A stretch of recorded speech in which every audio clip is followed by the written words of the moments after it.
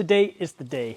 Our trampoline will finally leave the garden. I say our trampoline, it's not really mine. I jumped on it a few times, not really my thing. My son has decided that we can get rid of the trampoline finally, as was always the plan. Put a tree here instead. Super excited. So that's what we're going to do today. We're also going to show you a few things that are starting to come up. All those tulips that we planted, those are finally starting to come up. We have a few Helleborus to come in here at the end of winter to give a little visual interest for the few weeks of winter that we have left, and then of course for next year. But the first thing to do is tackle this huge eyesore that has really gotten all of its money's worth. Sad to see it go, but it's time. So let's get started.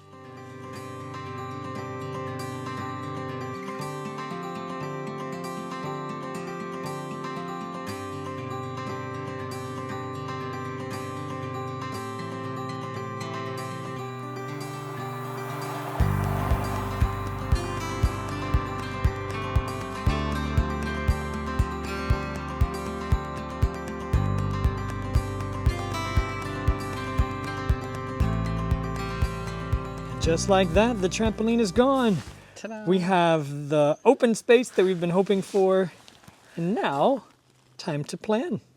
And we're gonna have it's a big project here. We're gonna plant a huge flagpole cherry tree. And it's gonna be about 3.5 meters from the root and to the crown.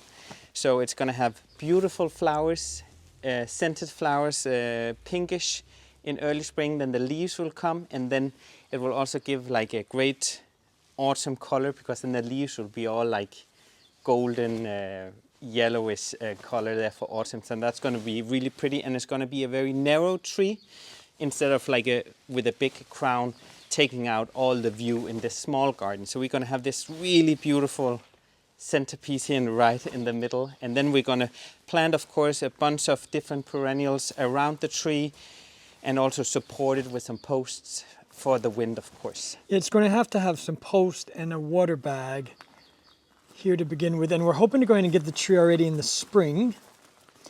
We know it's probably best to plant them in the autumn, but we've been talking to some different tree experts. Some professionals. Yeah, some professional tree people.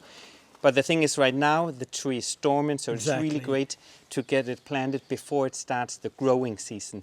And because more and more now in autumn we have really drought, like really dry weather. Yeah. And so it's actually better to plant it now before it starts growing. And the bag is also so it can really get a lot of water, like for a long period of time. It's like 75 to 100 liters bags. You fill them, and then it has tiny holes in the bottom, so it'll just slowly seep out. Yeah, seep out slowly, instead of like with a water hose, you'll lose a lot of water there. And then it's like, fill the bag once a week, and it will go out instead of every day you water, and the roots will just lay on top. So better getting the roots, it will start searching for water further down. 100%. So stay tuned for that. We've also got now more planting space to work around. So once the tree is in, we could bring in some more planting to go around it. But it already makes a big difference not having the trampoline there in the middle. Ta-da! So I think it's going to be really nice. Our trade-off was that we might get a hammock or something under the pergola so that Malatsi can have something to hang out on. We'll have to see. Stay tuned for that. So you might be wondering, why on earth is he here in winter planting this Helleborus? But there's a good reason. It is really a strong, tolerant plant, and you can have it in the garden now and plant it without being worried when there's no hard frost. And we are really needing a pop of color here in the border at this time of year. So both the flower is really beautiful now, and also the dark green foliage, and it's almost evergreen all year. And we're going to place it a bit half shady here. It likes not to be full sun because it can burn the leaves. And so we're going to pop it here in the hole I already dug. And really good idea is that you don't cover it more than what comes in the pot, because it can get some fungus disease if it's planted too deep. So that's a really good thing to notice, and it has a really good root system here. And later on, the bees will come when it's time, and because they have a really long flowering season as well. And when they finish, they'll produce some seeds that then the ants will take down to the ground, and they will eat on some of the seed, and the rest they will start to germinate, and then you'll have a bunch of Helleborus here. You can get them in different kind of colors. This really beautiful color, pinkish, reddish color, and then also dark, almost black ones, and white. So we're gonna plant it here. And the soil has to be calcium rich, well drained. It doesn't like to be in really acidic soil. So we're just gonna plant it right here. And then I don't really need to water a lot on it, and it's just gonna have a really nice place here and can spread in this front of the border. So just look at the wisteria. The buds are really getting nice and big, ready for bloom. And we gave them this really nice trim here in January. So they'll be ready for having a big, nice flowering here. And right underneath is the tulips coming. Look at this. The Lars tulips. Right, the ones we planted in late autumn. And it's the Darwin variety, so they will come back every year. We don't have to remove them out of the pot. The idea is that they will flower, and then we'll just tuck these pots away somewhere dry. But look at them all. They are all coming up. And these are going to go in front of the house. That's right. And notice how close they are together, but they're going to have really tight and big bloom here in the pots. Really. How many did we put in each pot? I think like 75. In each pot? Goodness, I don't... Because they were laid really close, like almost touching each other. We'll have to go back and watch our own video to see what we did. But this collection is named after Lars from blomsterverden.dk. Like a local company on an island called Bornholm. Really nice place. If you ever go to Denmark, visit Bornholm. Beautiful. They eat a lot of smoked fish over there. That's going to be you're going to work for the tourist bureau, Lars. Right. But notice over here, if you come over here, notice the difference. There's really like fresh green, and then there's these really red buds here. So there's 3 different varieties here. There's like pinkish all the way over to apricot color. So it's we went for like a sunset look, didn't we? That's great. And what I do look for here when they come, that they don't have tulip fire, like a disease. The tulips come. If you have some kind of like brown spots on them, right away cut it off, so otherwise it will spread to the other tulips. Yeah. But these are all looking really nice. So we have the Helleborus here. We have one in a pot. As you can see, they look like it's dead, but it's not. Fear not. This is like a fungus disease, so you have to get these leaves away, otherwise it can spread. Because don't mind taking a bunch of leaves away, because down here we have the flowers coming. So make sure getting all these away. I like that you say it's not dead, it just has a fungus infection. No, but it's easy to. You make a good doctor, Lars. Right. Don't worry, get some medicine and it's fine. But just remove these ones and fear not, your Helleborus will come again. Are we going to remove them? That's why I grabbed the camera. I can do it now. Let's do it. Okay, but if I get the shears, look at they have these, this is because it's a self-sowing plant, so inside here, and ants will love part of it. The plant is really clever. It will have some of the seeds in here, if I can get it open. In here, look at the brown ones. And part of that, the ants really love, so they're gonna eat some of it, and the rest they're just gonna toss in the garden, and then you'll have new Helleborus babies. Okay, so I found my shears, and I'm gonna cut them all the way down at the base here. Actually, this one has 2, so just get it all gone, and it will come with the flower first, and then the leaves will come. So all this has to go. Just get all these brown ones away. Look at that, already new growth under here. Yeah, it looks much better. Alan is happy.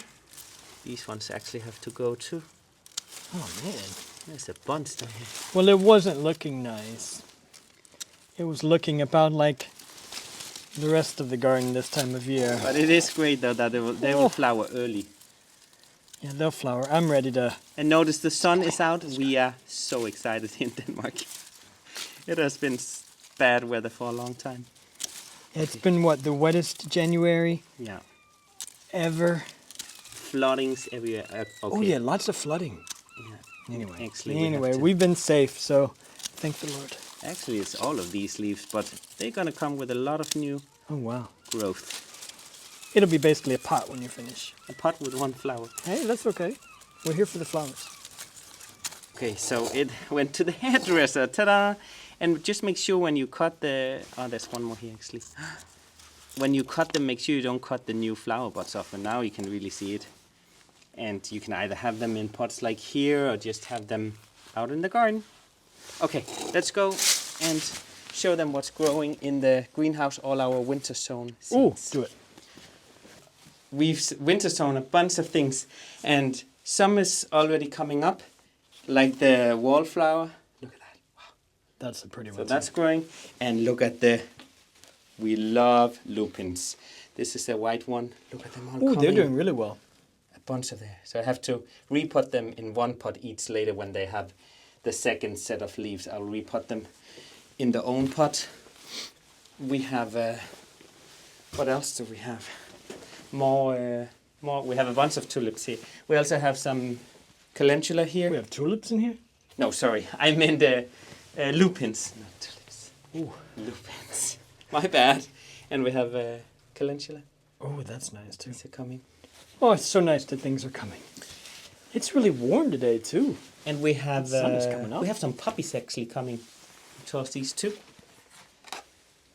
These are. Can Look see at them coming. So they're coming. Maybe show one more here. Yeah, sure. The one echinacea are not coming yet, but yeah, I'm not worried. They will come. But we also have some. They call chernilke. It's native to Denmark, grows in the wild. Some say it's look at weeds, but they are tiny now. more. Oh, well, good. All that hard work is paid So off. everything is going fine. Just checking once in a while, but yeah, it's doing great in here. Nice and sunny today. Nice and warm, and these grapes will come eventually. Man, they look dead until then, though. Reminds you of we need to clean the greenhouse again. Oh, I know. I just felt bad showing the glass. We'll clean it. Promise. And look at that, we have the sedums already coming up here at the base here, fresh shoots. But notice I haven't trimmed the perennials down yet. I want to do it now, but actually we wait until March to trim down and really clean up. But right now I could go out here and clean this. Also starting to be actually some weeds around here, so you could go start already now. But Zoom in on that yeah, look patch at of that. grass. Ta.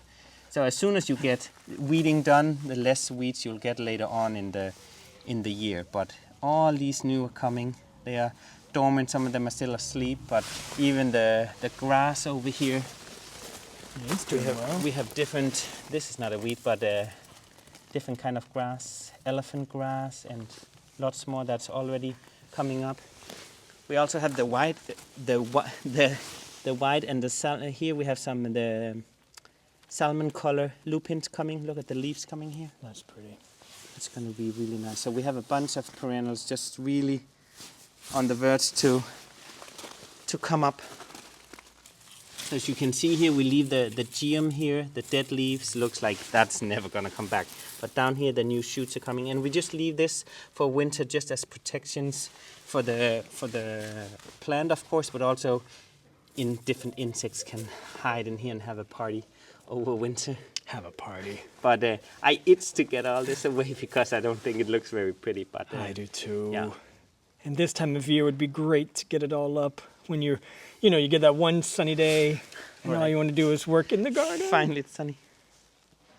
But we can wait. Spring is just in a few weeks. It is, right? And all our spring flowers, the hyacinths and all, the tulips are really, some of them are really starting to come up over here. Another great sign that spring is around the corner is the bleeding heart. Dicentra here coming up. Look at them. This is a white one. Remember this one back up here? That's pretty. It's really pretty. Can't wait for that guy. Great, I'm super excited. Okay, so now it's time to actually take apart the trampoline and get it off to the recycling center so they can do what they do with that.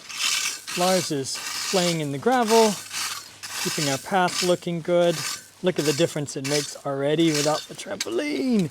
As soon as we get the tree, as soon as we've placed the order and it's on the way, we'll keep you guys updated and bring you along for that. In the meantime, thanks so much for watching.